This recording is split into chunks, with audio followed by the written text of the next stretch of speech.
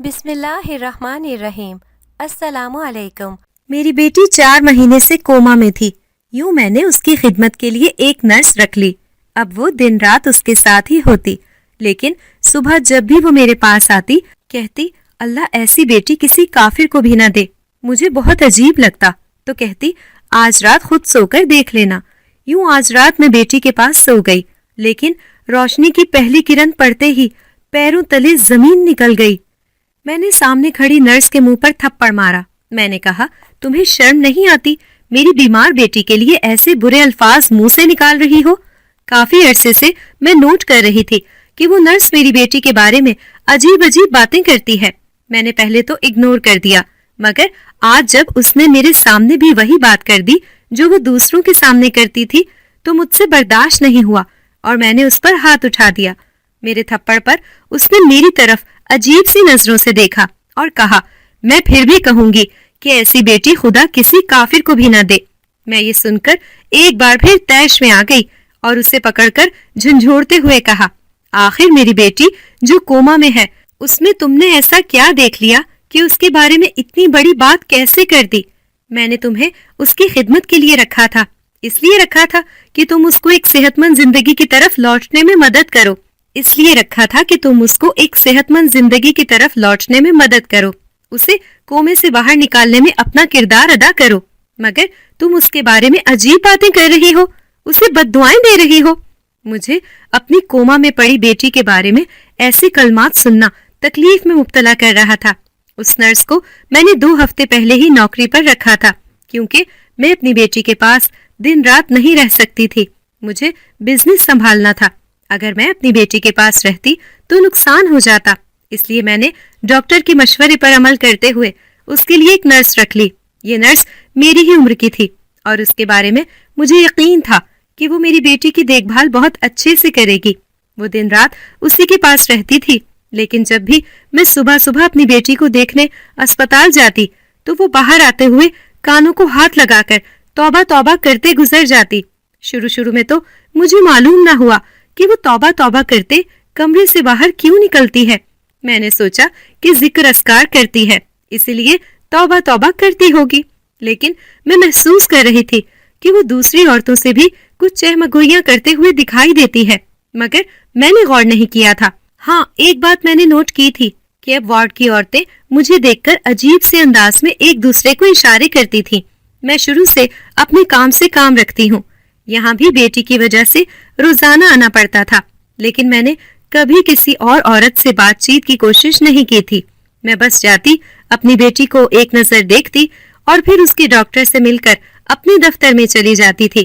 ایک دن میں وقت سے تھوڑا پہلے گئی کیونکہ آج دفتر جلدی جانا تھا۔ ابھی میں وارڈ کا دروازہ کھول کر اندر گئی ہی تھی کہ نرس کی آواز میرے کانوں سے ٹکرائی۔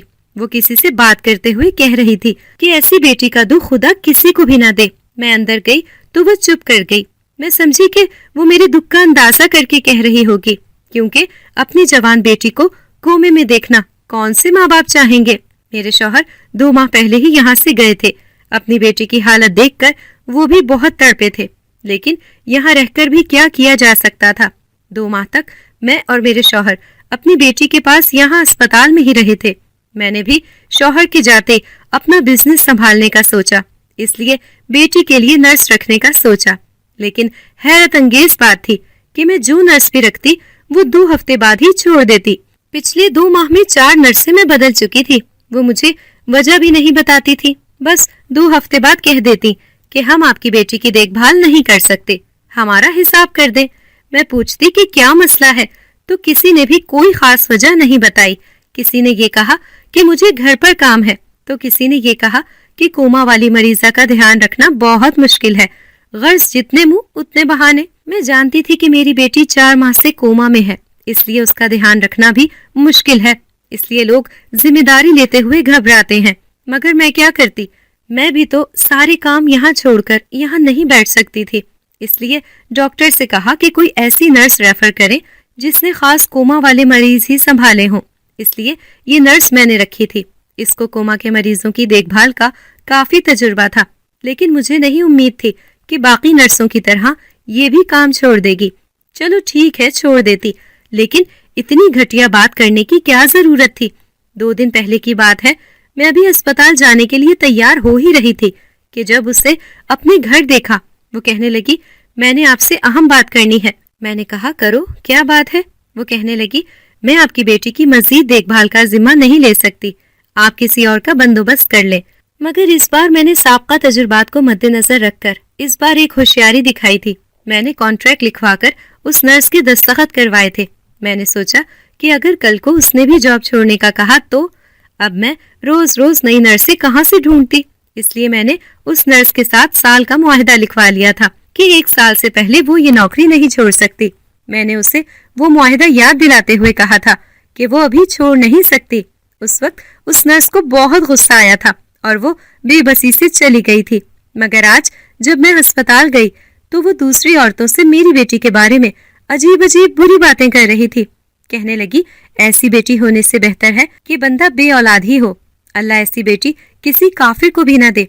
मैं अपनी बीमार बेटी के बारे में ये सुनकर खुद पर काबू न रख पाई और नर्स के मुंह पर तमाचा रसीद कर दिया था। मेरा थप्पड़ खाकर भी उसका अंदाज न बदला। कहने लगी, आपके थप्पड़ से हकीकत बदल नहीं जाएगी। मैं सोचती थी कि बाकी नर्सें क्यों भाग जाती हैं, मगर अब पता चला है कि क्या वजह थी। मैंने कहा, बताओ क्या वजह थी, क्या वजह है जो तुम मेरी बेटी के बारे में यूं कह रही हो? वो कहने लगी, मैं बताऊंगी तो आपने यकीन नहीं करना, इसलिए आप इसके पास रात को खुद सोकर देख लेना। मैंने कहा, ठीक है, मैं आज रात उसके पास आ जाऊंगी। वो कहने लगी, आज रात नहीं, आप बुध की रात आइएगा। मैं हैरान और परेशान हो गई कि बुध की रात ऐसा क्या होता है। मैंने कहा, ठीक है, बुध की रात मैं अपनी बेटी के पास गुजारूंगी। मैंने 2 दिन बहुत उलझन और तजस्सुस में काटे। बिलाखिर मेरे पास वो वजह आ जाती जिससे मुझे पता चल जाता कि कोई भी नर्स मेरी बेटी के पास क्यों नहीं टिक रही। बुध वाले दिन मैं अस्पताल गई तो वो नर्स मुझे कहने लगी, आपको बहुत शौक हो रहा था ना राज मालूम करने का, तो आज आप अपनी बेटी के पास रहिएगा और ख्याल से रात सोना नहीं बल्कि जागना है, ताकि आपके सामने भी हकीकत खुल सके कि मैंने ऐसा क्यों कहा। मैंने हाँ ठीक है कहा तो वो नर्स चली गई। मैंने सोचा कि शायद उसे 1 दिन का रेस्ट या छुट्टी चाहिए होगी, वरना मेरी बेटी तो कोमा में है, उसके साथ भला कौन सा राज मंसूब है। मैंने वक्त देखा, रात के 8 बज रहे थे। मैं जागते रहने के लिए अपना मोबाइल खोलकर मसरूफ हो गई। बीच में 9 बजे मामूल के मुताबिक डॉक्टर राउंड के लिए आया था। फिर हर सू खामोशी छा गई और कुछ देर बाद वार्ड की ज्यादातर बत्तियां भी गुल कर दी गईं। सिर्फ एक लाइट जल रही थी। मैं कभी इस तरह रात जागी नहीं थी, इसलिए अभी बहुत परेशानी हो रही थी। नींद से बार बार आंखें बंद हो रही थी, मगर नर्स की बात याद आ जाती कि आपने जागते रहना है, तभी आपको राज मालूम हो पाएगा। मुझे अजीबो गरीब ख्यालात आने लगे। जिस तरह से नर्स ने वो बातें कही थी कि खुदा ऐसी बेटी काफिर को भी ना दे, वो बात मेरे दिल में घुप गई थी। मेरे दिल में अपनी बेटी को लेकर बुरे बुरे ख्याल आने लगे थे कि कहीं मेरी बेटी कोमा के बहाने मुझे धोखा तो नहीं दे रही। जो नर्स ऐसी बात कर रही है, कभी कोई ख्याल तो कभी कोई, लेकिन अब हतमी राज तो तभी पता चलता जब मुझे यहाँ कुछ गड़बड़ महसूस हुई होती। रात के 12 बजे एकदम मेरी आंख लग गई और मैं सो गई। मेरी आंख दोबारा किसी हल्के हल्के शोर की वजह से खुली। मैं फौरन चौंक कर उठी। देखा तो मेरी बेटी गहरी सांस ले रही थी, लेकिन जैसे मैं उठकर उसके करीब गई तो मेरे पैरों तले से जमीन निकल गई। मेरा नाम वजीहा है। मैंने शुरू से ही एक अमीर घराने में आंख खोली और परवरिश पाई। मेरे बाबा एक बहुत बड़ी कंपनी के मालिक थे। दौलत की कमी नहीं थी। मैंने वैसी जिंदगी गुजारी जैसी हर लड़की की ख्वाहिश होती है। महंगे से महंगा कपड़ा पहना, आला से आला खाना खाया, मुल्क के मशहूर और नामवर इदारों में पढ़ी थी। मैंने तालीम मुकम्मल की तो पापा का बिजनेस ज्वाइन कर लिया। पापा चाहते थे कि मेरे लिए रिश्ता भी वैसा आए जैसा वो चाहते हैं। कुछ अरसे बाद एक और बड़े बिजनेसमैन का रिश्ता आ गया। लड़का मेरी तरह इकलौता था और इतनी बड़ी दौलत और जायदाद का अकेला मालिक। सो मेरे बाबा ने हाँ करने में देर नहीं की, इसलिए मैं जल्द ही मुत्तसिम की दुल्हन बनकर उसके घर चली गई।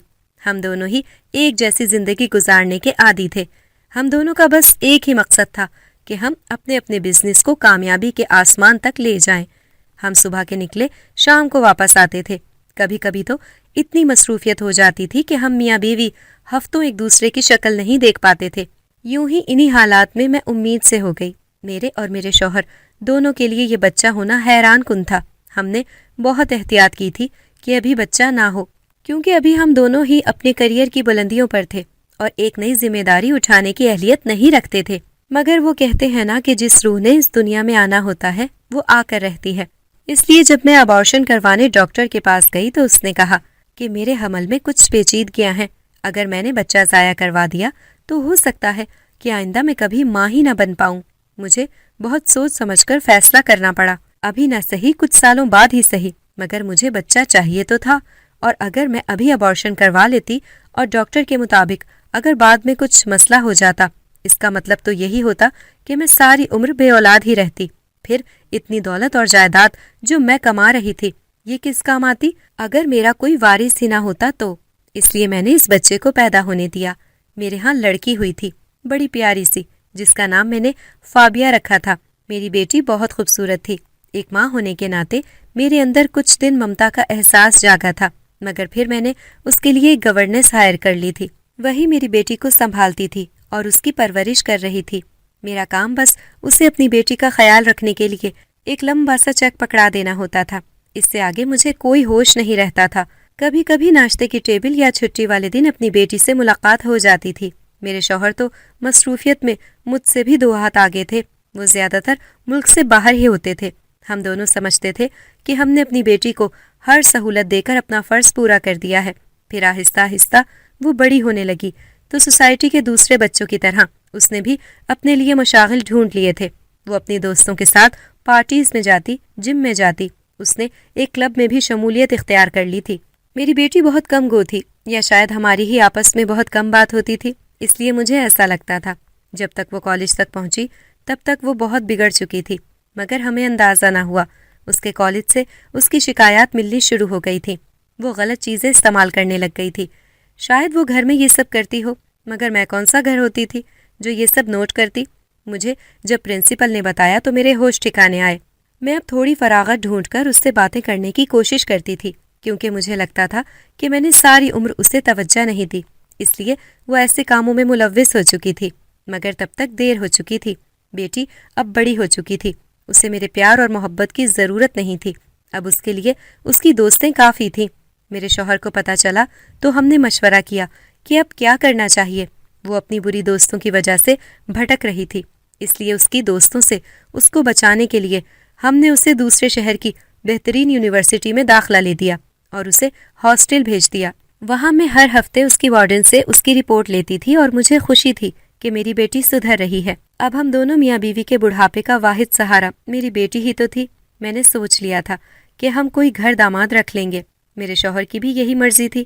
ہماری بیٹی اب وہاں جا کر ٹھیک ہو رہی تھی، اس لیے ہمیں تسلی تھی کہ ہم اپنا فرض اچھے سے ادا کر رہے ہیں۔ میں نے تو اس کے لیے رشتے بھی دیکھنے شروع کر دیے تاکہ اس کی تعلیم مکمل ہوتے ہی میں اس کی شادی کر دوں۔ ایک دن وارڈن سے باتوں باتوں میں پتہ چلا کہ میری بیٹی اب کافی اداس رہتی ہے، سارا وقت خود کو کمرے میں بند کیے رکھتی ہے، ہفتے میں صرف 1 یا 2 دن ہی یونیورسٹی جاتی ہے۔ جانے اس سے کیا ہو گیا ہے جو اتنی اداس رہتی ہے۔ میں نے وقت نکال کر بیٹی کو فون کیا تو اس کی آواز سے مجھے بھی محسوس ہوا جیسے وہ پریشان اور دکھی ہے۔ میں نے سوچا تھا کہ ایک چکر وہاں کا لگا لیتے ہیں، لیکن 2 دنوں بعد ہی جب اچانک وارڈن کا فون آ گیا، وہ ہمیں ہماری بیٹی کے ایکسیڈنٹ کا بتا رہی تھی۔ میں اور میرا شوہر سارے کام چھوڑ کر اسپتال کی طرف بھاگے تھے۔ معلوم ہوا کہ بیٹی کا بہت شدید قسم کا ایکسیڈنٹ ہوا ہے۔ اس کی گاڑی بے قابو ہو کر درخت سے جا ٹکرائی تھی، اس کے دماغ پر کافی چوٹ آئی تھی۔ ڈاکٹر اس کی زندگی کے بارے میں زیادہ پرجوش تو نہیں تھے، لیکن معجزہ ہی ہوا اور میری بیٹی کی جان بچ گئی، لیکن وہ ہمیشہ کے لیے کوما میں چلی گئی۔ ڈاکٹرز کا کہنا تھا کہ وہ کسی بھی وقت ہوش میں آ سکتی ہے یا پھر ساری زندگی نہیں آ سکتی۔ ہم دونوں میاں بیوی کے لیے یہ وقت بہت کڑا تھا، اگرچہ ہم نے اس سے کبھی پیار نہیں کیا تھا اور نہ جتایا تھا، مگر تھی تو وہ ہماری اولاد نہ، ایسے کیسے ہمیں دکھ نہ ہوتا؟ ہماری تو کوئی اور اولاد بھی نہیں تھی، ہم کس کے سر پر اپنا بڑھاپا کاٹتے؟ ساری زندگی میں نے اور میرے شوہر نے محنت کی تھی اور بزنس کو عرش سے فرش تک پہنچا دیا تھا، مگر اب آ کر لگ رہا تھا کہ غلط کیا، بیٹی کو وقت دینا چاہیے تھا۔ ڈاکٹرز کے مطابق وہ اگر ہوش میں آ بھی گئی تب بھی ساری زندگی نارمل نہیں ہو پائے گی۔ میں تو بس یہ دعا کرتی تھی کہ وہ جلدی ہوش میں آئے ایک بار وہ ہوش میں تو آتی، میں اسے دنیا کے سب سے مہنگے ہسپتال لے جاتی، مگر وہ لمبے عرصے تک کوما میں چلی گئی تھی۔ اس کی دیکھ بھال کے لیے نرسوں کو رکھا، مگر ایک کے بعد ایک چھوڑتی گئی، اور اب یہ نرس۔ میں اسی راز کی جڑ تک پہنچنے کے لیے یہاں تھی کہ اچانک آنکھ لگ گئی، اور آنکھ کھلی تو بیٹی کے گہرے گہرے سانس لینے کی آواز سے میں چونک کر اٹھی تھی۔ میں نے جو دیکھا اس نے میرے پیروں تلے سے زمین نکال دی تھی۔ میرے ہوش و حواس سن ہو چکے تھے۔ ڈر کے مارے میری ٹانگیں کانپنے لگیں۔ میں نے دیکھا کہ کھڑکی کے راستے ایک انتہائی خطرناک قسم کا بچھو اور سانپ میری بیٹی کے بیڈ پر چڑھ گئے اور اس کے پیروں سے خون چوسنے لگے۔ ان کے ڈنگ اتنے شدید تھے کہ کوما میں پڑی میری بیٹی کو بھی محسوس ہو گئے، اور وہ گہرے گہرے سانس لینے لگی۔ 5 منٹ بعد وہ بچھو اور سانپ جس راستے سے آئے تھے اسی راستے سے واپس چلے گئے۔ یہ سب دیکھ کر میری آنکھوں کو یقین نہیں آ رہا تھا۔ مجھے لگ رہا تھا کہ شاید میں نے خواب دیکھا ہے، مگر میری بیٹی کے پیروں پر لگا خون کا نشان صاف بتا رہا تھا کہ وہ خواب نہیں، حقیقت ہے۔ لیکن یہ سب کیا تھا؟ میں نے آج تک اپنی زندگی میں ایسا ہوتے نہیں دیکھا تھا۔ خوف کے مارے میرے پسینے چھوٹ گئے۔ مجھے اب وہ وجہ سمجھ آئی تھی جس کی وجہ سے کوئی ٹکتا نہیں تھا۔ میں ماں ہو کر ڈر گئی تھی، اور وہ تو پھر غیر عورتیں تھیں۔ میری حالت بہت خراب ہو رہی تھی۔ صبح ہوئی تو نرس نے میرے پاس آ کر پوچھا، رات آپ نے سب دیکھ ہی لیا ہوگا؟ میں نے ڈرے ڈرے انداز میں پوچھا، ہاں میں نے دیکھا۔ کیا روز یہاں ایسا ہی ہوتا ہے؟ وہ کہنے لگی، نہیں، روز نہیں ہوتا، ہفتے کے باقی روز سکون رہتا ہے، بس بدھ کے دن وہ سانپ اور بچھو آتے ہیں اور آپ کی بیٹی کے پیروں پر ڈنگ مارتے ہیں۔ میں نے کہا، یہ سب کیا ہے؟ مجھے تو کچھ سمجھ نہیں آیا۔ وہ کہنے لگی، میڈم یہ اللہ کا عذاب ہے۔ ایسے سانپ اور بچھو قبروں میں مردوں کو ڈنگ مارتے ہیں جو آپ کی زندہ بیٹی کو مارنے آ جاتے ہیں۔ ضرور آپ کی بیٹی نے بدھ والے دن کوئی بڑا گناہ کیا ہوگا، تبھی تو یہ سب کچھ ہوا ہے۔ اسے صرف بدھ والے دن ہی عذاب ملتا ہے۔ میں نے سر پکڑ لیا کہ اب میں کیا کروں؟ مجھے تو کچھ علم نہیں تھا کہ میری بیٹی نے ایسا کیا گناہ کر دیا ہے جس کی پاداش میں اسے اتنا سخت عذاب دیا جا رہا ہے۔ وہ کہنے لگی، اپنی بیٹی کی کسی سہیلی سے پتہ کرو۔ سہیلیوں کو سب معلوم ہوتا ہے کہ ان کی دوست کس راہ پر چل رہی تھی۔ میں نے اس کے ہاسٹل جا کر پتہ کیا۔ دانیہ نام کی ایک لڑکی اس کی دوست تھی۔ میں نے اس سے پوچھا، میری بیٹی سے کیا گناہ ہوا ہے جو اسے یوں سزا مل رہی ہے؟ پہلے تو اس نے راز دینے سے منع کر دیا کہ میری دوست نے منع کیا تھا، میں نہیں بتاؤں گی۔ مگر جب میں نے اسے بتایا کہ تمہاری دوست اس وقت کوما میں ہے، میں نے اسے ہر بدھ پیش آنے والا واقعہ سنایا، تو وہ کہنے لگی، میں آپ کو سب سچ بتاتی ہوں۔ آپ کی بیٹی فابیا میری بہت اچھی دوست ہے۔ ہم دونوں ہی اپنے اپنے ماں باپ کے ٹھکرائے ہوئے ہیں۔ میری طرح اس کے ماں باپ کے پاس بھی اس کے لیے وقت نہیں تھا۔ وہ بہت اکیلی تھی، کالج میں بھی سارا دن اداس ہی رہتی تھی۔ مگر پھر ایک دن اسے کسی سے محبت ہو گئی۔ وہ بہت خوش تھی، مجھے روز اس کے بارے میں بتاتی تھی۔ میں اسے کہتی تھی کہ اس لڑکے سے جا کر بات کرو۔ اسے شرم آتی تھی بات کرتے ہوئے، لیکن ایک دن وہ چلی گئی۔ اس سے جا کر اپنی محبت کا اظہار کیا۔ اس لڑکے نے کہا کہ وہ کسی اور سے محبت کرتا ہے۔ اس نے اپنی منگیتر سے بھی ملایا۔ میری دوست یعنی آپ کی بیٹی فابیا بہت پریشان ہو گئی تھی۔ وہ اس لڑکے سے سچے دل سے محبت کر بیٹھی تھی، لیکن وہ تھا کہ اس سے بات کرنا گوارا تک نہ کرتا۔ اس کا دل ان دونوں کو دیکھ کر بہت جلتا تھا۔ وہ چاہتی تھی کہ کسی طرح ان دونوں کو الگ کر دے۔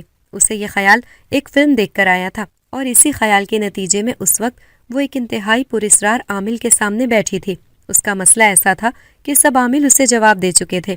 وہ محبت کی اس اسٹیج پر تھی جہاں اس کا پیچھے ہٹ جانا ناممکن تھا۔ میں نے اسے بہت سمجھایا، مگر وہ باز نہ آئی۔ میں صاف دیکھ رہی تھی کہ وہ جنونی ہو چکی ہے۔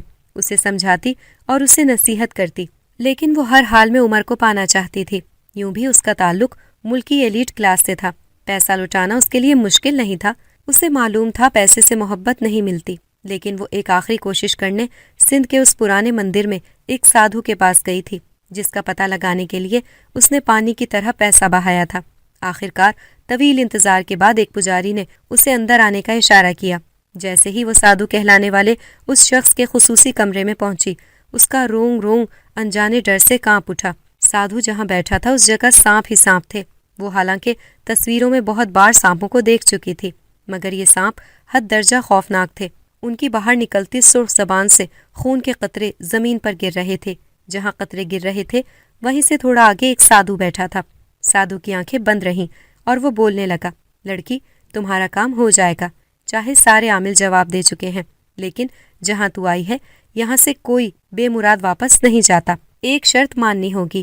پیسہ بھی بہت دینا ہوگا۔ وہ کہنے لگی میں پیسہ دینے کو تیار ہوں، جو بھی شرط ہوگی وہ پوری کروں گی۔ ہفتے میں ایک دن اسے بس ایک شرط پوری کرنی ہوتی تھی۔ شرط پوری کرنے کے بعد 2-3 دن اسے ڈپریشن رہتا تھا، لیکن پھر وہ نارمل ہو جاتی تھی۔ سادھو نے اسے یہی بتایا تھا کہ ہر ہفتے اسے یہ شرط پوری کرنی ہوگی، ورنہ ہر ہفتے سانپ بچھو آ کر کاٹیں گے۔ یہاں تک کہہ کر وہ رکی، پھر پوچھنے لگی، آپ کو معلوم ہے کہ اس سادھو نے اس لڑکے کو اس کی منگیتر سے جدا کرنے کی کیا شرط رکھی تھی؟ اس نے کہا کہ وہ فابیا کو اس کی محبت لوٹا دے گا، مگر اس کو بھی سادھو کی شرط ماننی ہوگی۔ سادھو کی شرط یہ تھی کہ وہ ہر بدھ والے دن مندر میں آ کر اس کے ساتھ پوجا کرے گی اور اپنا مذہب چھوڑ دے گی، تبھی اسے اس کا محبوب مل پائے گا۔ وہ پیار میں اتنی پاگل ہو چکی تھی کہ ہر وہ کام کرنے لگی جو برا تھا۔ سادھو کے جادو کا اثر ہونے لگا تھا۔ وہ لڑکا فابیا کے ارد گرد منڈلانے لگا، اس سے اظہار محبت بھی کیا، یہاں تک کہ اس لڑکے نے اپنی منگیتر کو بھی چھوڑ دیا۔ وہ اپنی شرط پوری کرنے ہر بدھ کو اس مندر میں جاتی تھی، کیونکہ سادھو نے کہا تھا کہ اگر اس نے آنا چھوڑ دیا تو وہ لڑکا جادو کے اثر سے آزاد ہو کر پھر سے اپنی منگیتر کے پاس چلا جائے گا۔ اس لیے وہ کوئی ناغہ کیے بغیر جاتی تھی۔ وہ اس سے شادی بھی کرنے والی تھی کہ ایکسیڈنٹ ہو گیا۔ ہر بدھ والے روز شرط کے مطابق چونکہ وہ اس مندر میں نہیں جا پاتی تو اس سادھو کے بھیجے ہوئے سانپ اور بچھو اسے ڈنگ مار کر جاتے ہیں۔ اگر 1 سال تک ایسا ہوتا رہا تو وہ بہت جلد مر جائے گی۔ 6 مہینے کا وقت دیا تھا سادھو نے، 4 گزر چکے ہیں، آپ کو جلد کچھ کرنا ہوگا۔ کہنے لگی، اس لڑکے کا تو جادو کی وجہ سے انتقال ہو گیا پچھلے ماہ، میں اس کی منگیتر کو بلاتی ہوں۔ تھوڑی ہی دیر میں ایک پیاری سی لڑکی آ گئی، اپنے منگیتر کے بارے میں بات کرتے ہوئے کہنے لگی، اس کی کیا کمال محبت تھی، وہ جہاں بھی جاتا وہاں کی مشہور چیز میرے لیے تحفے میں لاتا تھا۔ وہ میری خاطر میری یونیورسٹی میں 4 سال تک رہا۔ آپ کی بیٹی اسے پسند کرنے لگی تھی، روزانہ میرے منگیتر کی منتیں کرتی اور روتی رہتی تھی، مجھ سے شادی کر لو، لیکن میرا منگیتر لگاتار انکار کرتا رہتا کیونکہ وہ مجھ سے پیار کرتا تھا۔ ہمیں لگا کہ ہمارے سمجھانے سے وہ سمجھ چکی ہے اور اسی لیے یونیورسٹی نہیں آ رہی۔ کچھ عرصے بعد ہم اپنے دوستوں کے ساتھ ایک مزار پر گئے۔ وہ ادھر مزار کے باہر کھڑا تھا، پیچھے سے کسی نے میرا بازو پکڑا، دیکھا تو وہ فابیا تھی۔ خوشی کے مارے وہ کہنے لگی کہ میری دعا رنگ لے آئی، تمہارا دیدار ہو گیا۔ میں جب بھی دربار پر آتی تھی تمہیں مانگتی تھی، اب بھی تمہارے لیے بیٹھی ہوں، شادی نہیں کی۔ پھر اس کی آنکھوں میں آنسو آ گئے، کہنے لگی، محبت کرنا میرا قصور تو نہیں ہے نا، یہ تو میری قسمت کا، میرے نصیب کا قصور ہے، تو سزا مجھے کیوں مل رہی ہے؟ وہ سب کے سامنے میرے منگیتر کے گلے لگ کر رونے لگ گئی، کہنے لگی، ایک بار میرے ساتھ میرے گھر چلو۔ میرے منگیتر کے پاؤں پکڑ لیے، سب لوگ دیکھ رہے تھے، ہماری بڑی بے عزتی ہوئی۔ میں نے اسے الگ کیا اور وہاں سے جانے کو کہا۔ بعد میں کچھ عرصے بعد اس کا ایکسیڈنٹ ہو گیا۔ 2 ماہ پہلے میرا منگیتر بھی مر گیا۔ میں روتے ہوئے اس کے قدموں میں بیٹھ گئی کہ میری بیٹی کو معاف کر دو، تم معاف کر دو گی تو شاید اس سے عذاب ہلکا ہو جائے۔ اس لڑکی نے کہا، میں نے اللہ کے لیے آپ کی بیٹی کو معاف کیا۔ میں نے ایک بہت ہی قابل مولانا صاحب کو ساری صورتحال بتائی، انہوں نے ہر بدھ کو آ کر دم کرنا شروع کر دیا۔ ہولے ہولے اس بھیانک جادو کا اثر بالکل ختم ہو گیا، لیکن میری بیٹی ابھی بھی کوما میں ہے، خدا جانے کبھی ہوش میں آئے گی بھی یا نہیں۔ سارا قصور ہم ماں باپ کا تھا، اس کی پرورش نہیں کی، تربیت نہیں کی، حلال اور حرام، اچھائی اور برائی کی سیکھ نہیں دی۔ روز محشر جب اس کے اعمال کا حساب ہوگا تو سزا ہم دونوں ماں باپ کو ملے گی۔ خدا سے بس اب میں ہر وقت معافی مانگتی رہتی ہوں۔ اگر آپ کو ہماری آج کی کہانی پسند آئی ہے تو اسے لائک کریں، شیئر کریں اور چینل کو سبسکرائب کرنا مت بھولیے گا، تاکہ آپ کو ہر نئی آنے والی ویڈیو کا نوٹیفیکیشن بر وقت ملتا رہے۔